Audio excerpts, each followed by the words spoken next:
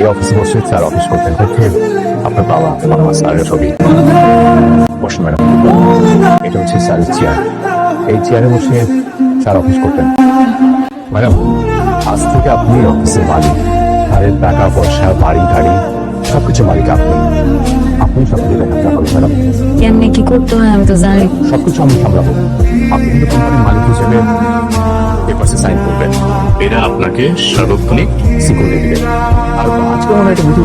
কি করুন প্রথম আইলাম, আজকে মিটিংটা আপনি সামলান। কিন্তু ম্যাডাম, আমি তো সবাইকে বলেছি যে আপনি মিটিংয়ের মাধ্যমে সরাসরি পরিচিত হবেন।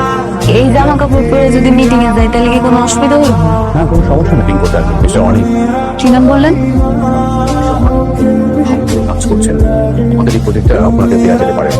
তা উনি কি চলে আসছেন? খবর নিচ্ছি। কতদূর? কাছাকাছি চলে এসেছে। আপনাকে দিয়ে আমার ম্যাডাম মিটিং শুরু করতে চাচ্ছেন। ম্যাডাম